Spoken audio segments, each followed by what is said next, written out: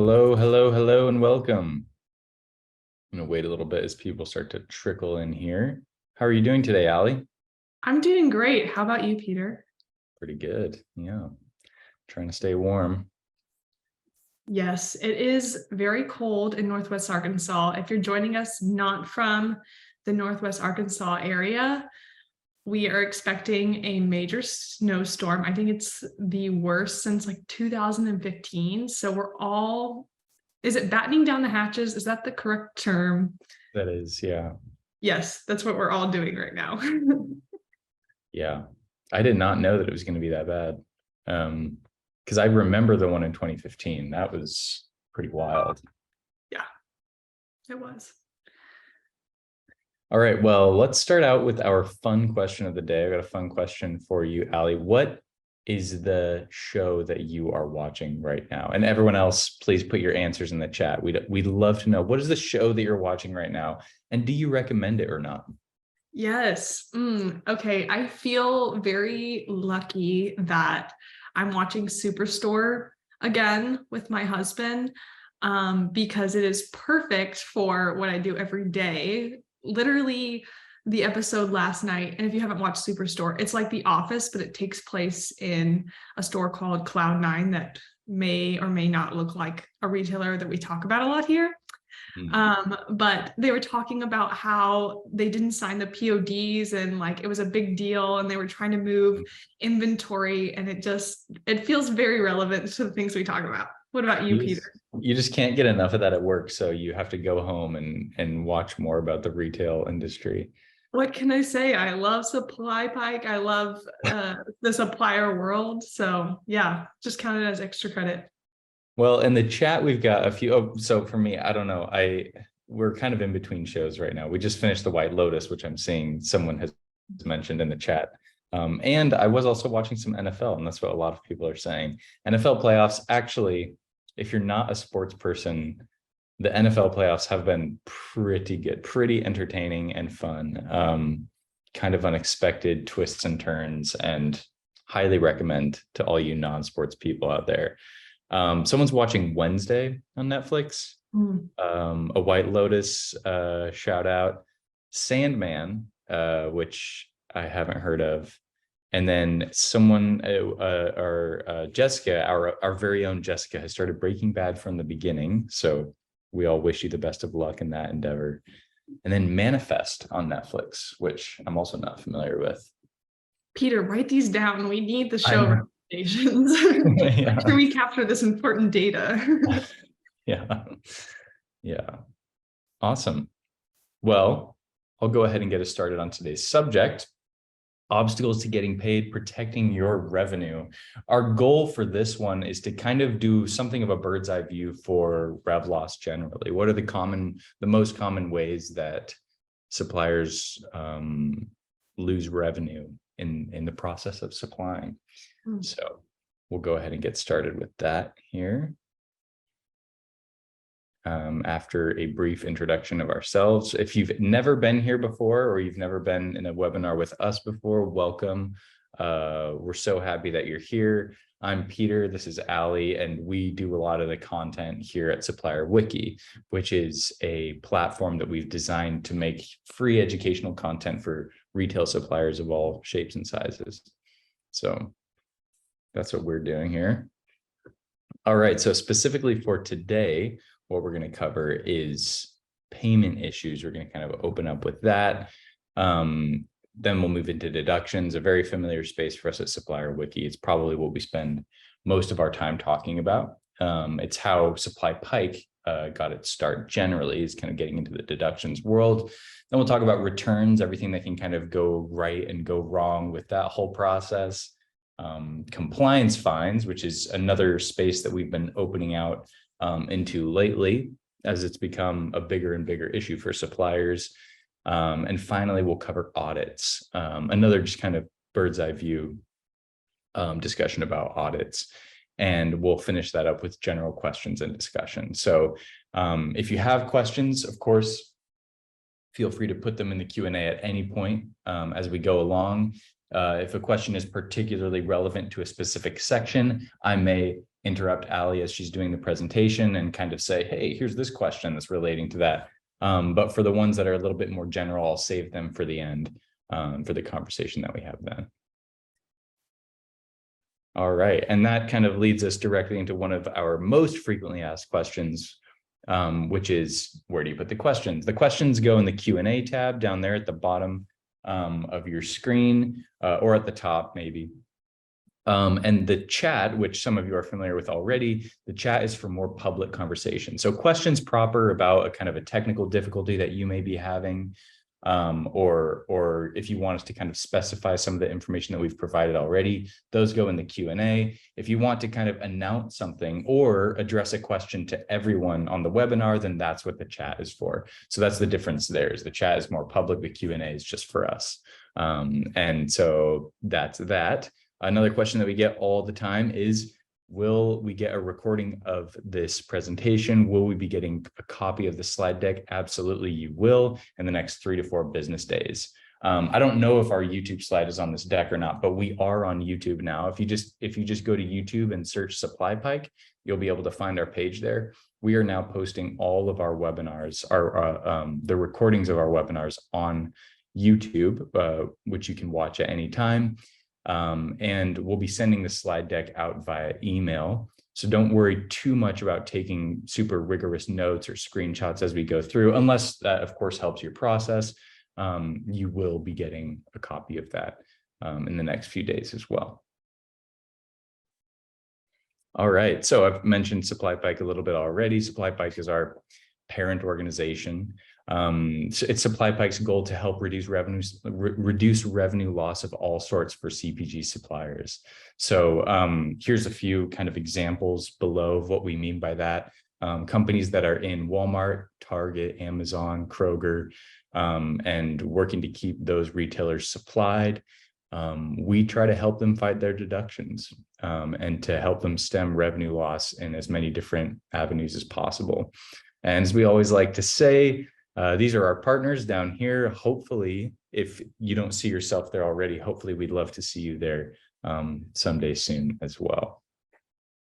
Sweet. Thank you so much, Peter. And then I've inserted a little announcement right before we started, because we don't always get to celebrate a birthday on the webinar. Today is actually Peter's birthday, and he probably secretly hates me for this, but I'm just saying happy birthday, Peter. Raising my Celsius to you. And thanks for being on the webinar on your birthday. We love that we get to celebrate with you this way. Thanks, Allie. Yeah. Now you're probably not going to talk to me after this, but that's fine. All right, sweet. Now let's go ahead and dive into a revenue loss overview.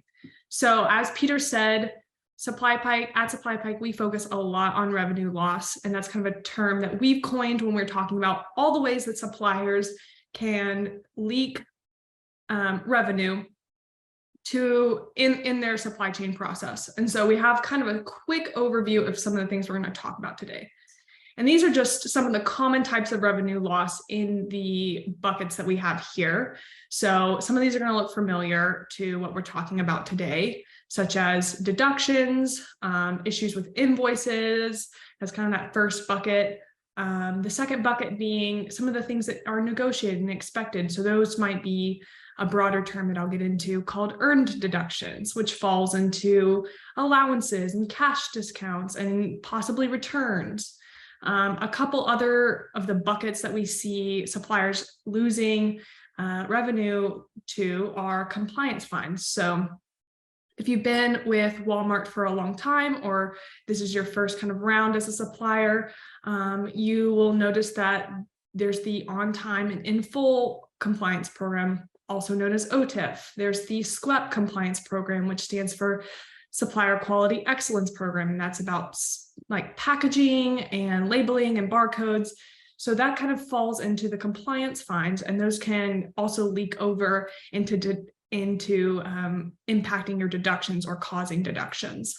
And then lastly, audits. So if you didn't get hit with an invoice, with a deduction or compliance fine, during the review process, you're still on, those deductions can still be on the table up to 2 years later as Walmart reviews their books and realizes, oh, I don't think we should have paid for this invoice because we didn't receive it, or we should have created some kind of program here for this. So we're going to go through all of these things today at a higher level, but I'll try to point out some of the deeper dives we have in terms of content around shortages, allowances, returns as we're going on, and I'll have Peter work his magic in the background and send us those links.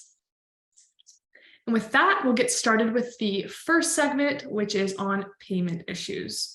So I wanted to kind of set the scene in terms of what payment issues are. This kind of breaks down into two main categories of deductions, and that's the way I like to view it. So there's claims deductions, which is when the retailer is saying, actually, supplier, I know that you sent this, but there's something wrong with your PO, so we're not invoicing you the full amount. So you're receiving a deduction. The second part is an earned deduction. So that's something that the supplier and the retailer are agreeing on, saying, okay, this is going to be a strategic business decision, and you're not going to receive X amount of money because of a cash discount, or we're going to have an allowance in place. And that makes it just a strategic decision in the beginning when you know you might lose maybe some money on the full invoice in order to mitigate other issues. So we're going to talk about some of those. Some of those payment roadblocks can be addressed in earned deductions, like cash discounts. But in general, payment problems are going to be a result of miscommunication or discrepancies between a buyer and seller and their expectations. So like I said, we've got cash discounts as well as unpaid invoices, unpaid overages, and past due invoices. So with cash discounts, these are earned deductions, and they're allowed by some sellers and suppliers to get a significant portion of their payment in an earlier window time. A great example of this is during COVID, we saw a lot of suppliers who had a slower turn of revenue might have a cash discount. A great example of a category that may do more cash discounts are electronics. So if you have a inventory that has a lower turnover rate, sometimes a cash discount on an invoice might make more sense to get paid the full amount while reducing, not getting paid the full amount minus the discount, so you can receive that payment a little bit earlier. This is not usually an issue. However, it is in your best interest from an accounting standpoint to kind of understand the amount of cash discounts that you are handing out. And that kind of depends on your books, but it's just good to call out that these earned deductions can add up over time if you're not careful. And this is just a cash discount example for our visual learners. That you might have just a 1.5 discount, and then you're saying, hey, here's the discount for receiving the full payment ahead of your payment terms. The second payment issue or roadblock that we see with suppliers is unpaid overages. And that is essentially when too much product is shipped to the retailer and it isn't paid for. And this can happen for a myriad of reasons. A lot of times in the result of miscommunication between the PO and the invoice. And how can that happen essentially? Essentially, it would start with, let's say the first one that comes to my mind is you sent a PO and it was never received. The pallet's just sitting in the warehouse. They have the PO, but they're saying, hey, it's a shortage. And then you get deducted for the shortage. They find the pallet that they're looking for. And they're like, oh, okay, I don't know where this came from. There's not necessarily something tied to it. That could be the result in an unpaid overage. They would say, you sent us this product and we don't have a PO for it. So it's over. So it really just comes down to miscommunication between your EDI. It can come down to human error, like a pallet getting shoved in the corner and not marked in the system. But it's just important to realize that unpaid overages can happen and create problems. So if you're seeing a lot of these hitting your bottom line, then reviewing your process and seeing if there's a valid reason for the supplier's responsibility, or if it's a error that is continuing to be created that you might want to address with the retailer. And then we also have unpaid invoices. And this one is one that everyone cares about, because if you're not getting paid, then this is a major issue. And the reason that unpaid invoices can happen are for a lot of reasons that I said previously, such as EDI-related problems, miscommunication or complications. Mismatching information between the PO and the invoice is probably going to be the most common. And then other human errors or internal errors, whether that's on the retailer side or the supplier's side. And I want to kind of dive into the differences between unpaid and unreconciled invoices. So unpaid invoices are going to be an umbrella term that's encapsulating the fact that there's an invoice that is not being paid. So why would it not be paid? Well, an unreconciled invoice happens when a retailer receiving cannot match with an invoice PO. So an unpaid invoice could happen for several reasons. It can also be an unreconciled invoice. However, maybe you have not been paid for an invoice because of your payment terms, and you haven't necessarily reached the date to where Walmart is required to pay you. So that can happen, and that's not necessarily unreconciled. Unreconciled is always going to be when the invoice PO is not matched. The PO and the invoice are not matched. So there's just kind of the connecting the dots has not happened. And with this happens a lot with Walmart, but especially I've seen this with other retailers like Amazon. There are issues with unreconciled invoices. So with this, again, just making sure you're understanding the root cause of why your invoice is unreconciled. And that's going to usually be the EDI issue. So not having your EDI 850 matching. So dealing with those, you go first to ensure that you have a solid EDI partnership and communication, and making sure that you can ship a EDI 850 as accurately as possible. You also want to track invoices and other accounts payable activity in APIS. That is the accounts payable inquiry system, I believe. And that's in Retail Link to be aware of those payments. And one call out here is I am certain that there's 13 rolling week data on APDP. So saving that information is really key. I'm not sure the time period for which APIS is stored, the data for APIS is stored. So if you do know that number, go ahead and put it in the chat. If it's 2 years or if it's a certain amount of time, I'm not sure on that. But a good rule of thumb is just go ahead and save as much proof documentation as you can. And with APIS, a good thing to insert into your process when following up with your accounts payable activity is to go ahead and look for invoices that have gone unpaid for more than 40 days, or you can apply that to your payment terms if it's 90 days or shorter than 40 days, whatever that is. Just looking in that window is a great way to follow up on unreconciled invoices as well as unpaid invoices. The last one here is past due invoices, and this kind of lines up with your unreconciled invoices. But the logic here is, putting out one fire to let another one burn a little bit more. So if you have past due invoices, just checking on those, because if you're not paying those or if Walmart's not paying those, it's going to create problems. So just being aware of the past due invoices that are sitting in your inbox. All right, the second section here is deductions, and we're going to get into what we mean when we talk about claims deductions. But first, we have a little pop quiz. So if you are with us online, go ahead and put in the chat what you think the percentage of deductions at Walmart are shortages. Peter, do you have a guess for this? I'm going to say it's got to be like 50-50. I hear, or at least 60-40, 60% shortages. I don't know if I should guess because I think I wrote it. Oh, then don't But guess. I want to see. I'm also kind of forgetting, so maybe I could. But I think we've got some really good guesses here in the chat. Mark says 90, Jillian 70, Peggy 65, and Brandy 80. I think those are all pretty solid guesses. Those sound solid. All right.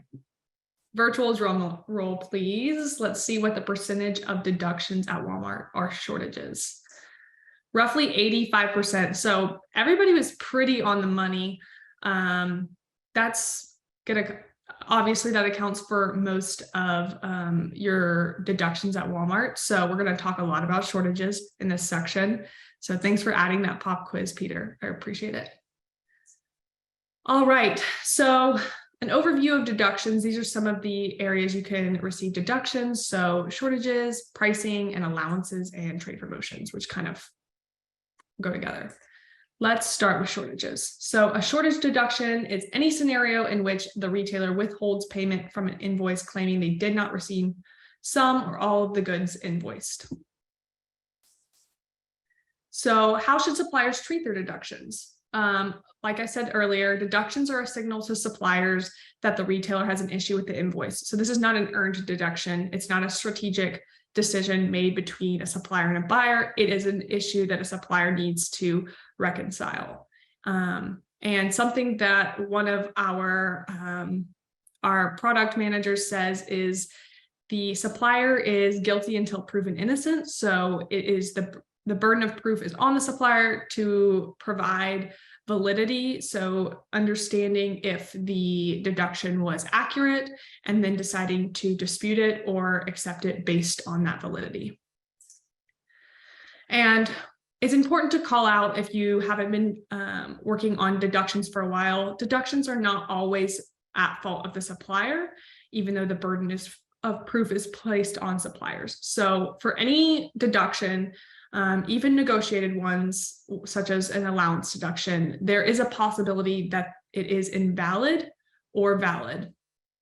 And that just essentially means that the deduction is the responsibility of the supplier, meaning, yes, you did do something incorrect, or there was a miscommunication, and you just need to accept the verdict and focus on recovery. And then for valid deductions, focusing on prevention. So making sure you're looking at root cause analysis and understanding why the deduction happened and how to fix it in the future. And then for invalid deductions, meaning it is not at the fault of the supplier, there's another issue, or Walmart systems are incorrect, focusing on recovery. So going and getting the money lost from deductions back. So here's a great example of a shortage.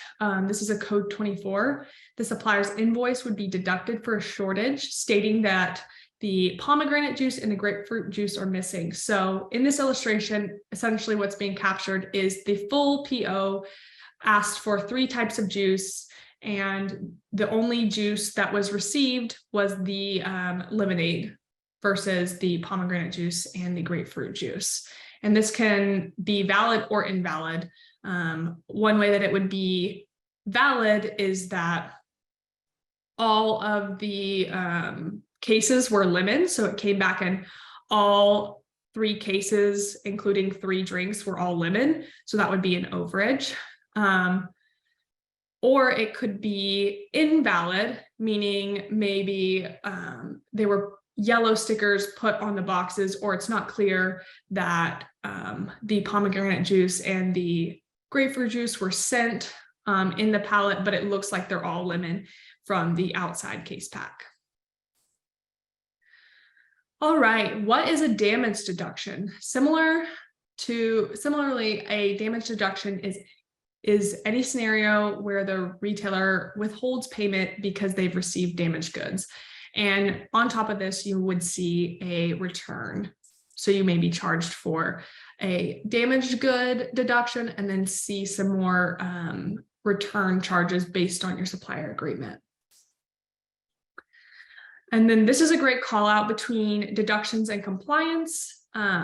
Essentially, if you are receiving a shortage or a damage, you might have an issue with quality assurance that can cause an impact on OTIF, meaning your order, because it was damaged, is not on time or in full, or it can have an overlap into SQEP, the Supplier Quality Excellence Program, where maybe you're not having the correct barcode labels or the pallet was broken. An issue like that, you can see a double dip or triple dip is what we like to call it. So you could receive a AP deduction, a AR compliance fine, and you could also receive a SQEP fine as well. So it's just important to understand the difference between those, but how they can overlap and how different teams in your company can work on fighting deductions and compliance fines that live on the same PO. Another deduction is pricing deductions, and these occur when there's a miscommunication between the price of the product as it is displayed on the purchase order. And how we deal with those is, it is difficult to dispute pricing documentation, but sometimes there are options. So prevention is obviously better in this case. So making sure that the PO has the correct pricing to the invoice. That's the best way to avoid these pricing deductions. And then we also are covering allowances. And we do have a webinar that we just covered in depth, Walmart trade promotions and allowances, going in a deep dive of all the different allowance codes that are available and talking about how to avoid and dispute those. So I would definitely go check out that if that recording is on demand. We did it last week. And a call out here, I'll just pause. If you hear me talking about reason codes, there's roughly 75 reason codes for AP deductions at Walmart. So it's pretty vital to understand what those codes are, what they mean, so you can go and do a root cause analysis and avoid those deductions, as well as knowing if they're valid or invalid and being able to dispute them. So back to allowances. These are going to be agreed upon and found in your supplier agreement. And you can go ahead and find those in Retail Link if you click the person icon in the top right-hand corner and then scroll down to My Agreements. You can view those if you haven't had a chance to look at your allowances ever, if you're a new supplier and you just joined a team, or if you haven't looked at it in a while. That's really helpful for disputing these. But essentially, it helps show that if buyers do something beneficial for suppliers, like buying in bulk or doing promotions, that suppliers are entitled to take some of that money off of their order. These are going to be, like I said, in line with the supplier agreement. And it is possible for these to sometimes be incorrect or the allowance not applied to the correct PO. So that's some of the ways you can receive deductions on these allowances in your supplier agreement. Disputing these, again, it's going to be based on the information that you can gather, and the best place to start is your OSA. But for this information, having a great place to start is your invoice number and the PO number, the allowance code, understanding what that code is that you're being charged for and applying it against the information in your supplier agreement, the deduction amount, check date, and number. And then lastly, trade promotions. This one is generally useful for competitors to engage with their customers directly and can kind of overlap into allowances. But here's a little timeline of trade promotions at Walmart. And this can be something that you work on with your buyer. And then again, these are more of an earned deductions, but essentially money can be lost if trade promotions do not sell through at a high rate. So if you're working on trade promotions, make sure, again, you have a solid case for sell through, and take the climate and store traits into consideration when working on trade promotions. All right, now we're going into the section on returns. let's get into this. I've talked about it a little bit, but there's an overview of returns. And again, to pause here, we are doing a deep dive on returns. This will be February 2nd, I believe, and Peter can send that link in our chat in case you are interested in joining, but we'll do a quick run through of returns here. So you have custom returns, that's pretty self-explanatory, recalls, overstocks, and then rejected and damaged product. All right, so returns are often dealt with or touched upon in the supplier agreement, and you can read through that language if you look up your supplier agreement in Retail Link. Whether or not the responsibility belongs to the supplier, it's located there, and this can be negotiated each year if you're interested in changing your return policy, and it is informed by a number of factors that are listed there. So just go ahead and review that because it is different for every supplier, what your return policy is. That's usually based on the category you're in and the product that you sell, as well as other factors like what your buyer and your supplier team agreed upon at that time. All right, let's talk about customer returns. So some of the factors that can be at play when avoiding customer returns, this is again pretty table stakes, but if you're getting a lot of customer returns, you're probably already doing a root cause analysis because you're understanding why that product is being returned to you from the customer level. So just ensure that you have proper and accurate marketing and branding, and this can be updated in item 360. The quality of the product, quantity, accurate pricing, and customer perception. And if you're looking to update your item 360, maybe you had a hard change to your product, then go check out our item 360 webinar, which covers some of the basics of changing information and adding new products in there. Okay, so a part of customer returns is going to be your RR, or return rate, and that's the percentage of products returned or after purchase. This is going to be lower for brick and mortar stores than online shopping. And for brick and mortar, you're going to see about a 5 to 10%. So if you're receiving more returns than that or on the higher end, that's a great time to pause and do root cause analysis for returns. And then for online, it's going to be a lot higher at 25 to 40%. And then RR shapes supplier competitiveness in retail. And a call out here too is with customer returns, it's not just, the loss of product, the loss of revenue on that inventory. It's going to be also the loss on a handling charge and other fees that come with whatever your return policy is, whether that is being sent back to the supplier or the handling it takes to take that from the supplier and then dispose of it or destroy it. That's usually the other option if the return is not to the supplier.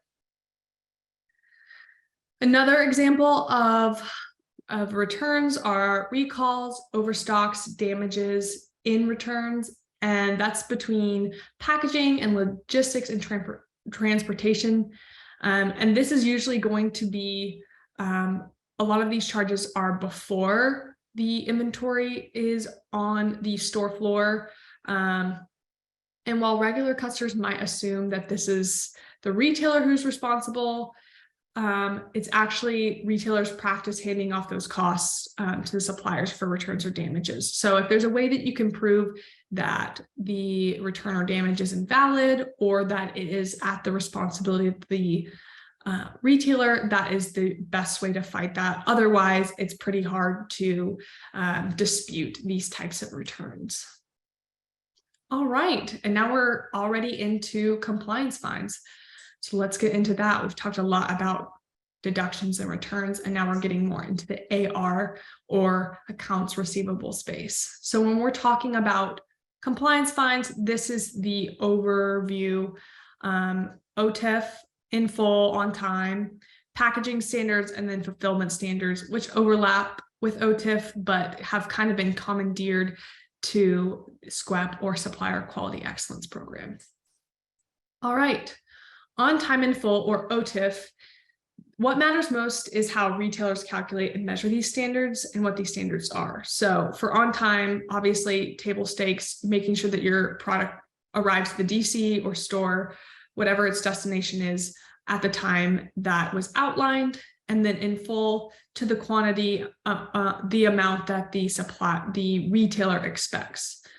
And then just to call out here, Walmart can't afford having very high standards with OTIF being at 98%. So that's the standard they hold you to. And an OTIF score is generally measured by finding the orders delivered on time and in full and the total number of orders. And if you want more information on OTIF, we've got lots of webinars on that as well. So you can go ahead and check those out. All right, so OTIF is often talked about in terms of supplier performance, but half the battle is being able to know whether or not the supplier is actually the problem. So going in and understanding the root cause analysis. There's lots of room for human error, as we know. So holding your 3PLs accountable and the understanding the receiving process at DCs is really helpful and can help your team understand what's impacting your supplier performance.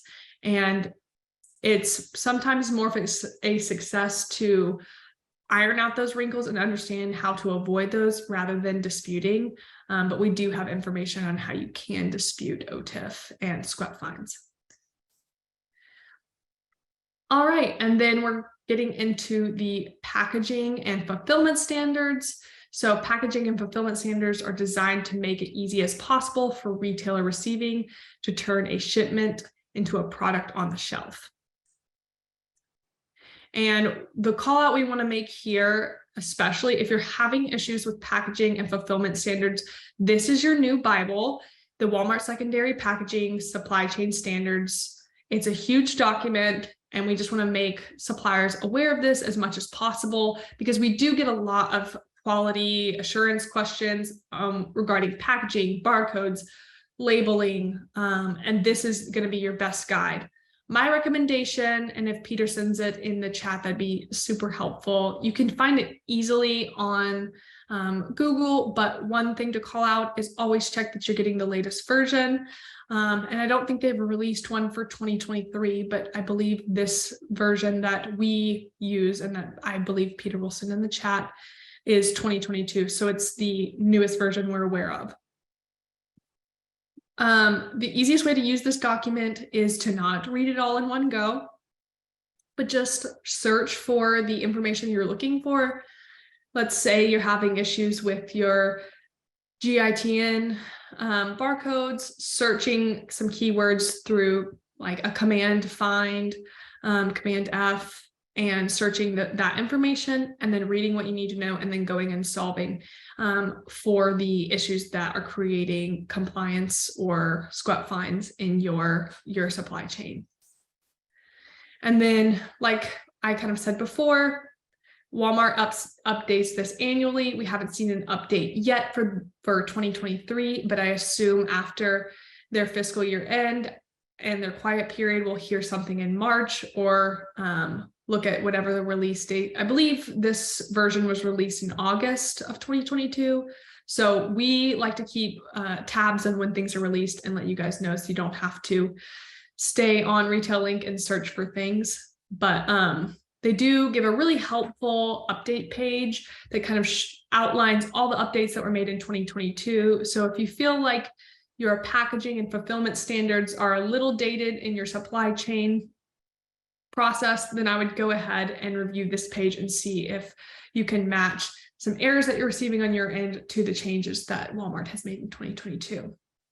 And then we do have some other webinars on SQEP, which outline page numbers for SQEP fines in this book. And then most of those packaging and fulfillment ones are in that section that's outlined here from 119 to 238. All right, and now we're to the audits section. And I'm trying to go through this quickly because I want to make sure we have time for questions, because this is a high level, this is more of a high level webinar, so we can kind of get into some of the deeper questions you might have about these topics. All right, an overview of audits. So audits can come in a couple different forms. You've got your cost exceeded allowances, missed deductions, and fulfillment issues. So cost exceeded allowances is going to be retail recovery audits. They're not as common as deductions, but when they do occur, it can cause a lot of issues. And oftentimes this comes down to communication.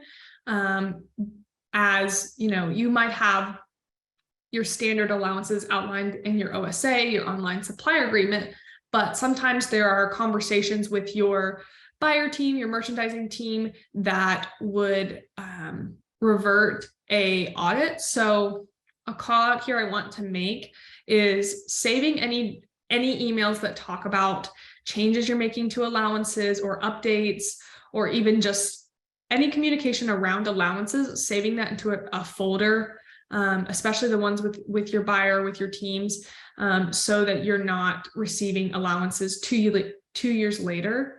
Another great call out is just having shared folders, whether that's Box Drop or a Google Drive folder of information like this. So if one person on your team leaves, you're not, up a creek because you don't have that email when you were talking about changing something on your allowance that wasn't in line with your supplier agreement. So retailers will often perform audits as a means of investigating supplier costs and charges, and maybe requesting money for alleged invalid costs and pricing. So an example here is if a supplier increases the cost of a product without adequately informing the retailer, and that kind of comes back to a he said, she said argument like I was talking about earlier with email communication. So making sure you document these changes, and even documenting that confirmation you're getting from your merchandising teams. Again, this is not nefarious, but it can just become a he said, she said conversation if you're not documenting these changes, like from a price increase or an allowance change. The second type of audit you can receive is missed deductions.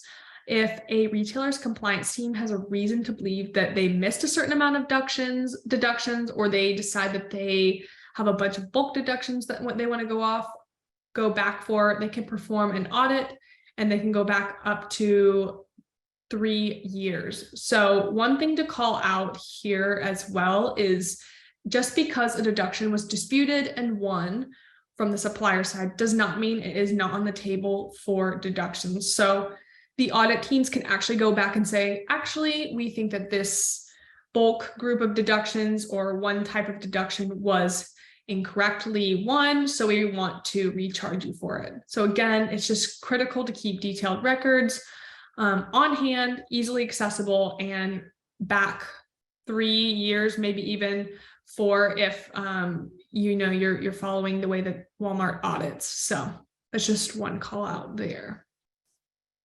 Lastly is fulfillment issues on audits. So retailers have also been known to audit supplier fulfillment histories as a means of keeping up with supplier performance.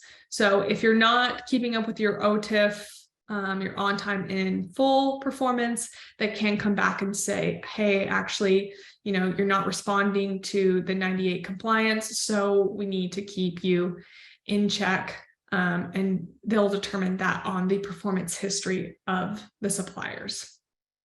And we don't see a ton of these, but I'd love to hear from suppliers if this is something that they've seen.